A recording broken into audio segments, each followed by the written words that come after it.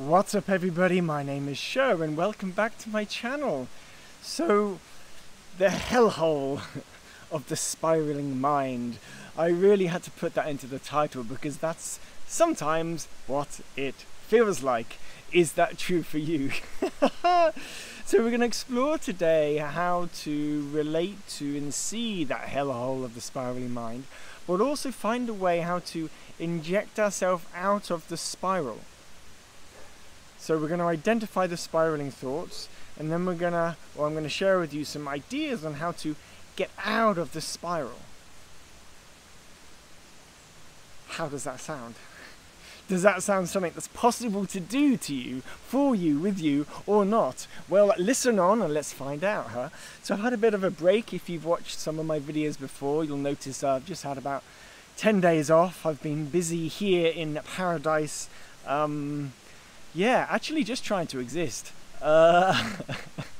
Outside of the eclipse and the full moon last week, which was just so intense. And some of you watching this video right now might or might not be aware of your sensitivity to the point where you can see the relationship between your own emotions and the celestial bodies. Maybe some of you can see the relationship, maybe some of you cannot see the relationship. I am speaking into this camera for the rest of this video for all of you, right? For all of you, because I do remember the moments in time earlier on in my life where I didn't know the relationship between the celestial bodies and my emotions. Anyway, side note, let's carry on. So we have a spiraling mind, and it feels like the experience is a bit of a hellhole. It's like, why are these stories continuing to spiral in me, around me, through me, as me? And so the more we question why they're there, the more frustrated we get. Can you relate to that? The more that we get frustrated with the mind spiraling the same annoying stories, the more frustrated we get. Can you relate to that? So the first thing here is identifying our relationship to our own mind. If we are constantly giving ourselves a hard time because that which is, we will keep making it worse. We will spiral. We'll get frustrated. Our energy, the emotions that we are projecting onto ourselves will keep being bad. It will create more turmoil in your being. You see, you're more like a pond than you are a computer. When you drop a big rock into the pond, there's ripples of thoughts that spread across the full surface of the mind. And so when we are getting frustrated or angry from an emotional perspective about ourselves, we're creating huge ripples, huge emotional ripples through our being. And then the mind will keep playing out these stories. Ripple, story, ripple, story, ripple, story, ripple, story. And so at some point, if you are existing in a hellhole of a mind, and the same stories are playing again and again and again, the stories are always coming from an emotional charge, from something which is creating the story. The story in itself isn't the thing. It's coming from an emotional resonance, a charge. This is really important to know, really important to remember if we're trying to master our inner world, which is what I teach. We must learn to know that there's something behind the thought. So first of all, we want to stop getting frustrated at ourselves, give ourselves a little bit more compassion when we can, right? A little bit more patience when we can and when we remember. But then we also want to start identifying when that same thought is back again. I've got that same thought, it's happening again to me. Why is that same thought happening again to me? Right? So that same thought is happening again. When you can catch it and notice with your awareness, oh, this same thought is happening. What's it connected to? Where in my body do I feel this? What's the charge? What's the emotion behind it? So a lot of people might play out certain stories in their mind because they exist in their body. Anger. Some anger exists. right? But the same story plays out again and again and again. It's like anger towards somebody else in the world.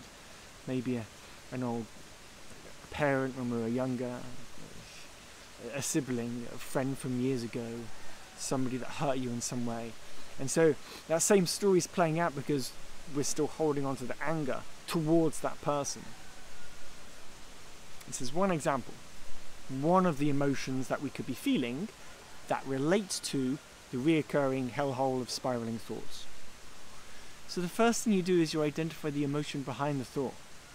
And we identify the emotion behind the thought by being with the thought, noticing the thought, and being present with the thought. So sometimes thoughts will just happen and you can't really do anything about it.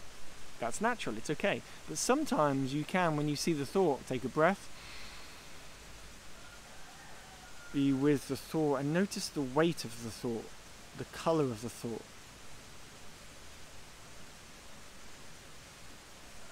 How does this thought relate to my body? Is this thought coming from a part of my body? Is this thought coming from a place inside of me? And what does it feel like? What does my body sense about this thought? So you see what I'm trying to do here? I'm trying to point you in the direction of your body to get out of the spiraling nature of the mind, the hellhole that we create, right? Because if we've got to the point where we are judging our mind to be a hellhole, we are in a place of deep judgment towards ourselves. Nobody else is creating this, you are. At some level of your being, you are creating this. So that's responsibility and accountability. There's also a big part of responsibility and accountability here. If we don't take responsibility for that which we are, which includes our mind, then how do we stop it? How do we relax it? How do we reduce it? How do we quell the ripples on the top of the pond? So we must take responsibility instead of going, somebody else, this is somebody else's issue. So we take responsibility. We notice the thoughts and we ask, we sense, we try and become aware of where is this thought coming from. If you're really sensitive, you can even ask that question to yourself. Where is this thought coming from? And you might even get an answer, depending on how good your relationship is with your unconscious self. Or you could say your guides, your higher self. It doesn't matter what word you put on it, as long as you understand that it is possible to commune with a deeper part of you. Right? You can commune with a deeper part of you. Now, I've covered a lot of topics here in the 8 minutes that I've just been talking.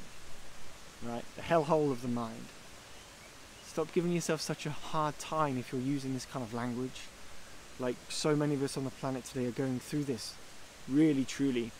Right? So notice that and know that we are all, not all of us, but many, many millions of us are existing in a space of like really poor mental health right now. So we notice and identify that we are living in a hellhole of mind. Okay, give ourselves some compassion. It's pretty normal given the state of the planet we live in today. Then we start becoming aware of the thought. Okay, there's this thought going on. And sometimes it's possible to notice that same thought keeps reoccurring, like every few hours, every few weeks, maybe every few minutes, right? That thought is like there. Okay, so what you want to do is start noticing where or what is the charge behind the thought? Where in my body do I feel the thought?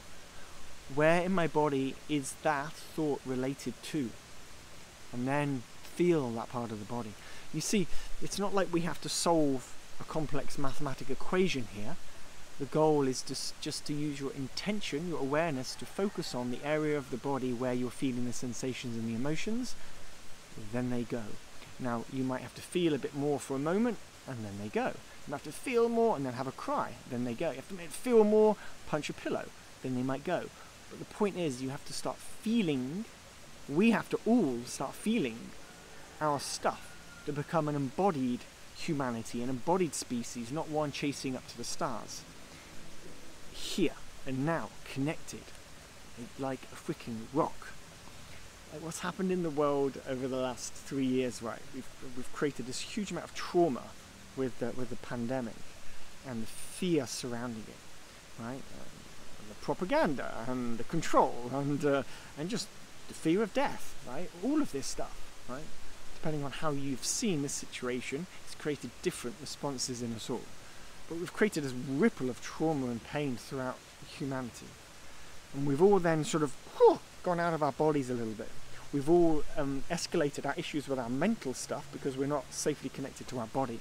It's like we've created a huge ripple in the pond.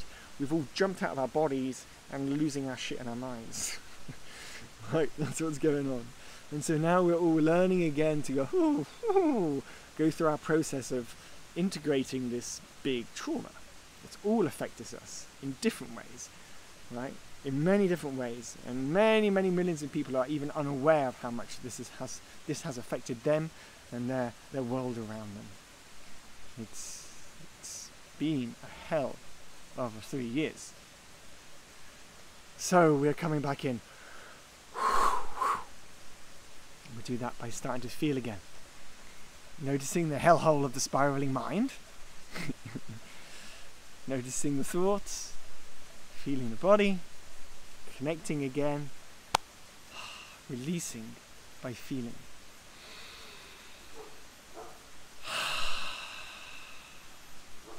Wonderful. I hope that short, quick, powerful download has supported you in some way.